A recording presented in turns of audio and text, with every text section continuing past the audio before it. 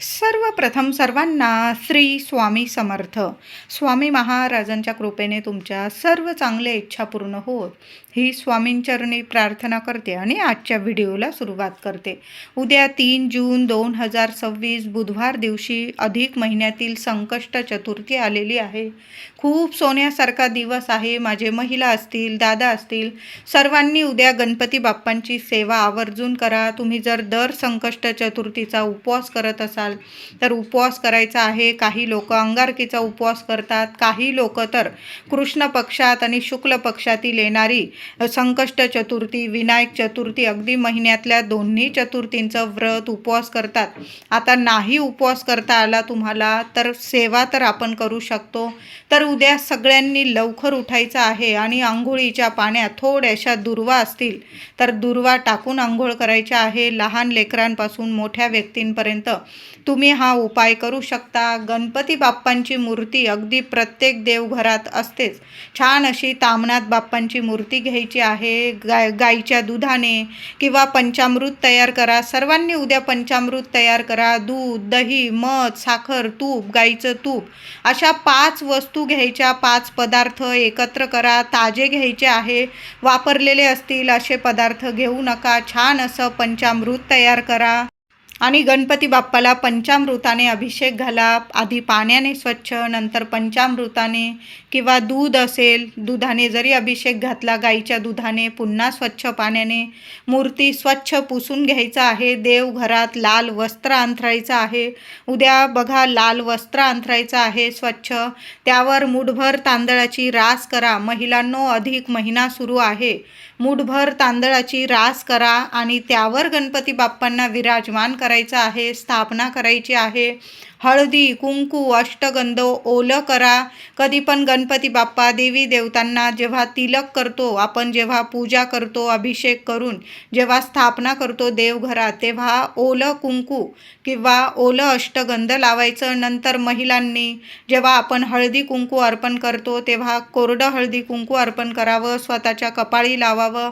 तर अशा पद्धतीने उद्या गणपती बाप्पांची सेवा करायची आहे. गणपतीला अभिषेक करताना महिला अभिषेक करत असतील किंवा दादा, अथर्व शीर्ष जर पठण करत करत तुम्ही अभिषेक केला तर अतिशय उत्तम. नाही जमलं तुम्हाला, ओम गण गणपते नमः, ओम गण गणपते नमः या मंत्राचा जप करा. गणपती बाप्पाला अभिषेक करा.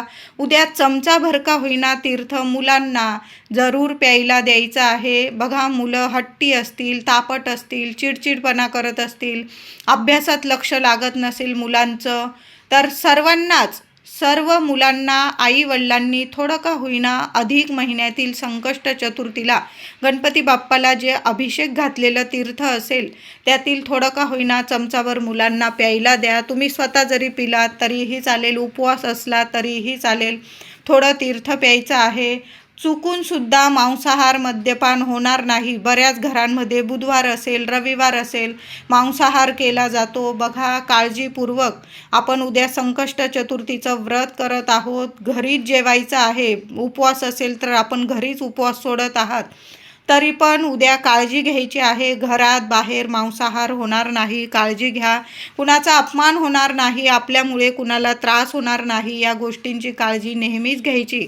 पण अशा शुभ तिथींना तर आवर्जून घ्यायची आहे. उद्या सर्वांनी गणपती बाप्पांना 21 दुर्वांची जुडी, अगदी लहान मुलं असतील ज्यांना कळतं त्यांनासुद्धा स्वतःच्या हाताने, म्हणजे कळत असेल मुलांना, त्या मुलांनी सुद्धा स्वतःच्या हाताने दुर्वांची जुडी बनवा.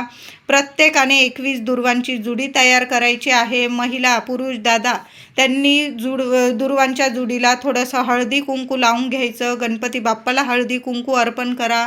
उजव्या हातात दुर्वांची जुडी घ्यायची आहे. तुमच्या मनातील इच्छा, मनोकामना बोला गणपती बाप्पाला.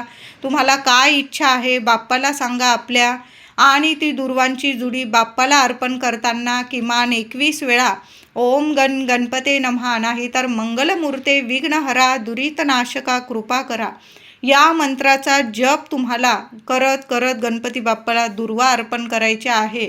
आता काही ठिकाणी काही महिला दुर्वांचं व्रत करता 121 दिवस किंवा 21 दिवसांची सेवा केली जाते. मग थोड्या दुर्वा काढून घेतात, 121 किंवा 121 अशा दुर्वा काढतात आणि एक दुर्वा घेतात, एक वेळा मंत्र बोलतात. असं करत करत सुद्धा 101 वेळा 121 वेळा मंत्र जपत जपत गणपती बाप्पाला दुर्वा अर्पण केल्या जातात. तुम्ही जुडी जरी तयार करून घेतली आणि एक माळ जप केला किंवा 21 वेळा बाप्पाचा जप केला आणि मग बाप्पाला दुर्वांची जुडी अर्पण केली ना चालेल. उद्या गणपती बाप्पाला एक का होईना लाल जास्वंदाचं फूल जरूर अर्पण करा. आपली देवी असेल कुलस्वामिनी तिलासुद्धा अर्पण करा. देवांना बाळकृष्णाची मूर्ती असेल, विठू माऊलीची पिवळी फुलं असेल झेंडूची जरूर आवर्जून अर्पण करायची आहे. महिलांनो, उद्या मुठभर हिरवे मूग गणपती बाप्पाला अर्पण करायचे आहे. हिरव्या मुगाची सेवा तुम्ही सकाळी करू शकता किंवा संध्याकाळी. बाप्पांजवळ तुम्हाला एखादा कपडा ठेवून घ्यायचा आहे, वाटी ठेवा, त्यावर एखादा हिरव्या रंगाचा कपडा असेल, लाल असेल, पिवळा असेल, स्वच्छ धुतलेलं वस्त्र घ्यायचं आहे. कोरं वस्त्र असेल तर अतिशय उत्तम. जे देवांसाठी वापरतात त्यातीलच छोटासा तुकडा म्हणजे मुठभर हिरवे मूग तुम्हाला गाठोडी बांधता येईल एवढा तरी कपडा घेऊन घ्यायचा आहे. महिलांनो, देवांसमोर ठेवायचा आहे. उजव्या हातात ते हिरवे मूग घ्यायचे आहे. गणपतीचा मंत्र जपायचा आहे तुम्हाला किमान 21 वेळा तरी. ओम गण गणपते नमः, ओम गण गणपते नमः. आपण जेव्हा दुर्वांची जुडी अर्पण करतो तेव्हा सुद्धा तुम्हाला मंत्र जपायचा आहे आणि जेव्हा हिरव्या मुगाची सेवा कराल ना तेव्हा सुद्धा मंत्र जपायचा आहे. जेवढ्या वेळा मंत्र जपता येईल ना किमान 21 वेळा तरी मंत्र जपा आणि ते हिरवे मूग गणपती बाप्पांसमोर त्या कपड्यावर ठेवायचे आहे. हळदी कुंकू फुलं अक्षता वाहून त्या हिरव्या मुगाची पूजा करायची आहे. थोड्या वेळ तिथंच राहू द्या. नंतर रात्री चंद्रोदय झाल्यानंतर त्या हिरव्या मुगाची गाठोडी बांधून घ्यायची आहे, म्हणजे ते कपड्यात बांधून घ्यायचे आहे आणि तुमची मुलं झोपी जातील त्या उशीखाली ते हिरवे मूग ठेवून घ्यायचे आहे. मनातली इच्छा बोला. तुमच्या मुलांविषयी तुमची काय इच्छा आहे, शिक्षण, नोकरी, लग्न, कार्य, जी इच्छा असेल तुमची ती गणपती बाप्पाला सांगा. बाप्पाजवळून ते हिरवे मूग उचलून घ्यायचे, मुलांच्या उशी खाली ठेवायचे. दुसऱ्या दिवशी मुलं जेव्हा उठतील तेव्हा ते हिरवे मूग काढून घ्यायचे. तुम्ही लवकर आंघोळ करून घ्या. गुरुवारी 4 तारखेला ते हिरवे मूग काढून घ्यायचे आणि सरळ गणपती बाप्पांच्या जवळ घराजवळ जे मंदिर असेल तिथं जाऊन ती दुर्वांची जुडी बरोबर घेऊन जा. एखादं लाल जास्वंद, गणपती बाप्पाला गूळ खोबरं, सर्व बाप्पाला प्रिय असणाऱ्या वस्तू बरोबर घेऊन जा आणि ते मुगाचं गाठोडंसुद्धा बरोबर घेऊन जा. गणपतीच्या आधी पूजा करा, सेवा करा आणि ते गाठोडं गणपती बाप्पाच्या चरणी तुम्हाला तुमच्या मनातील इच्छा बोलून ते गाठोडं हिरव्या मुगाचं अर्पण करून यायचं आहे. तुम्ही खाली हात घरी येणार नाही. सुंदर उपाय आहे म्हणून मुगाची ही सेवा, मुगाचा हा उपाय. फक्त मुठभर मूग लागणार आहे तुम्हाला. तुमचा उपाय कधीच खाली जाणार नाही. आणि अधिक महिन्यातील बुधवारी येणारी संकष्ट चतुर्थी जी आई गणपती बाप्पांजवळ मुठभर हिरवे मूग अर्पण करते ना त्या आईच्या सर्व इच्छा गणपती बाप्पा गौरी पुत्र श्री गणेशा जरूर पूर्ण करत असतात. उद्या गणपती बाप्पाला सकाळी सुद्धा नैवेद्य दाखवा आणि संध्याकाळी आपण मोदकांचा नैवेद्य तर बनवणारच आहोत. तर उद्या गूळ खोबऱ्याचा एक छोटीशी खोबऱ्याची वाटी घ्या, सुक्या खोबऱ्याची. त्यात गूळ भरायचा आहे आणि गणपती बाप्पांना एखाद्या वाटीत गूळ खोबऱ्याचा नैवेद्य गणपती बाप्पांना खूप प्रिय आहे म्हणून महिलांनो गूळ खोबरं उद्या सकाळीच नैवेद्यात जरूर अर्पण करा. उद्या एक पान घरी आणायचं आहे. महिलांनो, दादांनो, शोधा, मिळून जाईल. तुमच्या घरी जर झाड असेल तर अतिशय उत्तम. नसेल, शेजारी पाजारी असेल तर मागून घ्या. नाहीच दिलं, सरळ फुलवाल्या दादांकडं गेला, जिथं सगळ्या प्रकारची फुलं मिळतात तिथं तुम्हाला हे एक पान मिळून जाणार आहे. तर तुम्हाला शमीचं पान आणायचं आहे. जेवढी पानं मिळतील उद्या शमीच्या झाडाची पानं उद्या घरी आणायची आहे. आणि गणपती बाप्पांना जेव्हा दुर्वा अर्पण कराल, फुलं अर्पण कराल तेव्हा तुम्हाला शमीची पानंसुद्धा अर्पण करायची आहे. कळत नकळत काही चुका झालेल्या असतील आणि तुम्हाला खूप अडीअडचणी येत असतील तर उद्या सर्वांनी शमीपत्र अधिक महिन्याची संकष्ट चतुर्थी आहे. अधिक महिन्यात केलेली सेवा कधीच खाली जात नाही आणि संकष्ट चतुर्थीला जी व्यक्ती गणपती बाप्पांना शमीपत्र अर्पण करते ना, त्या व्यक्तीच्या 24 तासाच्या आत सर्व इच्छा मनोकामना गणपती बाप्पा जरूर पूर्ण करतात. क्षणात तुम्हाला अनुभव येतील. शमीपत्र अर्पण करा.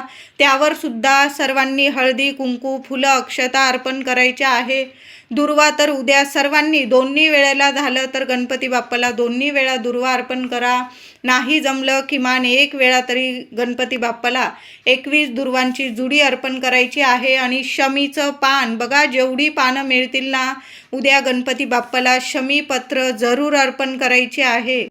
उद्या देवघरात महिलांनो एक अखंड दिवा चालूच ठेवायचा आहे, विझणार नाही याची काळजी घ्या. स्वच्छ दिवा धुवून घ्यायचा आहे, पुसून घ्या. तेलाचा असेल तेल टाका, दुहेरी वाट टाका. तुम्ही तेलाचा नित्यनियमाने अखंड दिवा लावत असाल तर तुपाचा लावा, गाईच्या तुपाचा.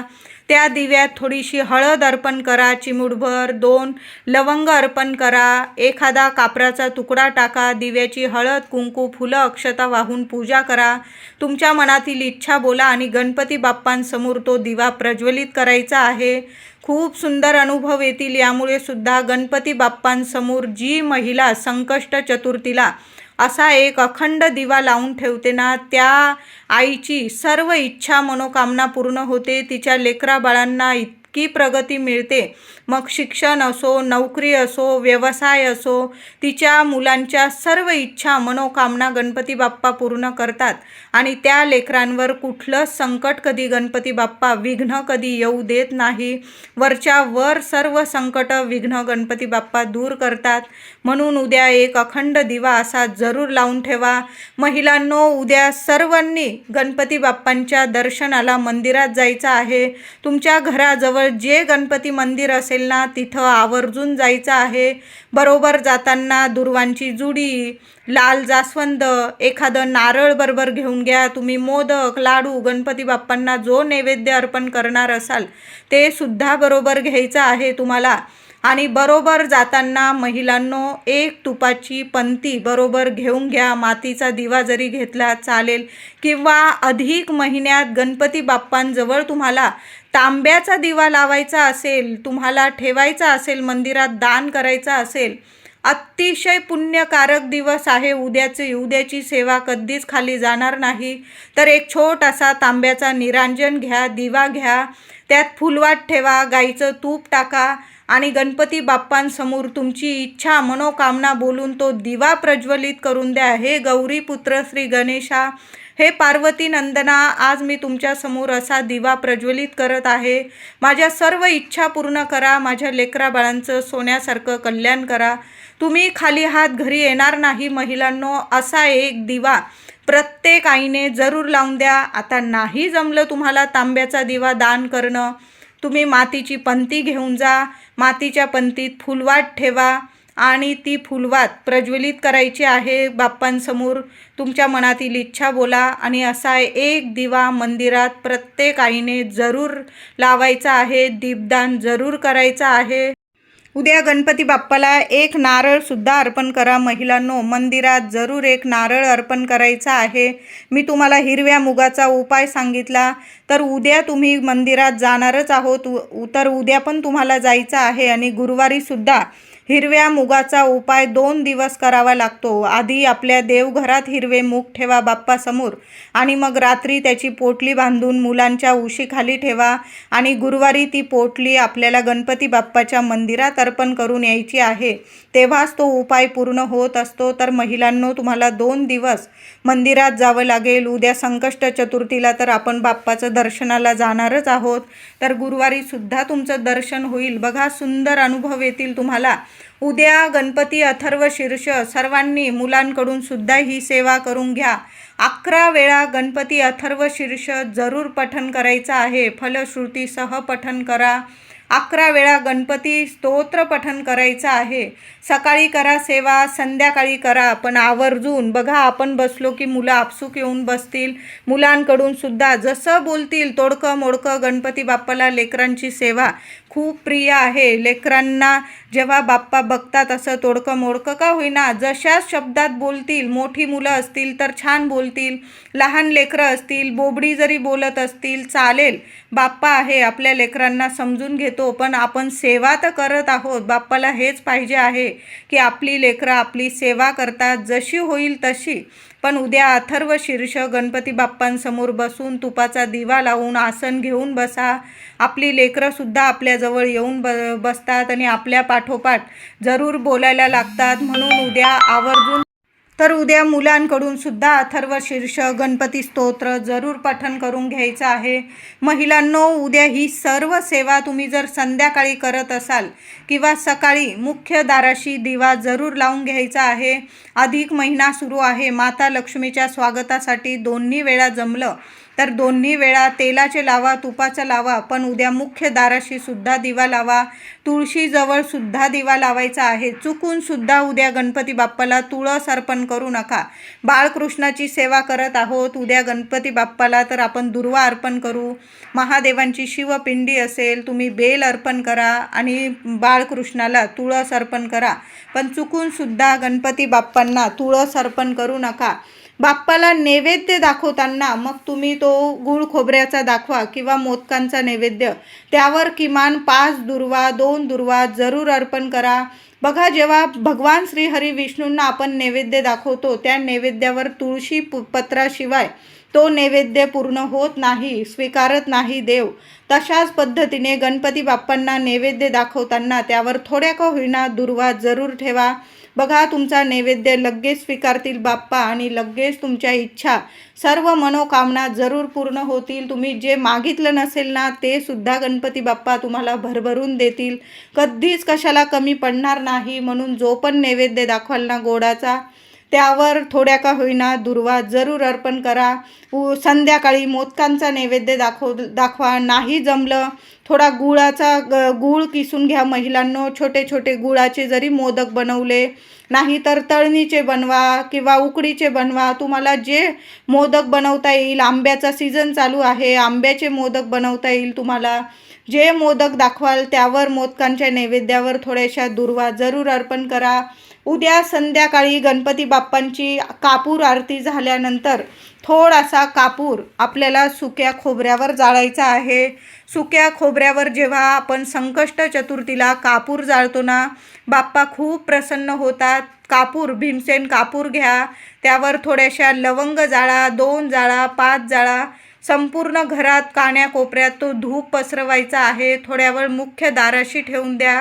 जसा जसा कापूर धूप होईल ना, तो म्हणजे खोबरं जळेल, त्यावर कापूर लवंगा जळतात ना, घरात इतकं प्रसन्न वातावरण निर्माण होतं की घरातली जी नकारात्मकता असते ना क्षणात नष्ट होते आणि तुमच्या उंबरठ्यावर कधीच कुणाची नजरबाधा होणार नाही. असा सुंदर दैवी अनुभव देणारा हा उपाय आहे.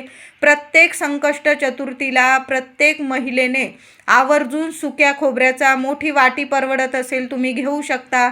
नाही जमले एवढी मोठी वाटी, छोटासा तुकडा घ्या. ज्या भांड्यात कापूर जाळता त्यावर तो सुक्या खोबऱ्याचा तुकडा ठेवा.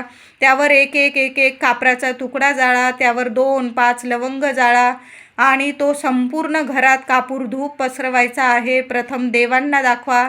संडास बाथरूम सोडून संपूर्ण कान्याकोपऱ्यात घरात कापूर धूप पसरवायचा आहे. नावाला सुद्धा तुमच्या घरात कुठली नकारात्मकता टिकणार नाही, कुठला वास्तुदोष, पितृदोष उरणार नाही.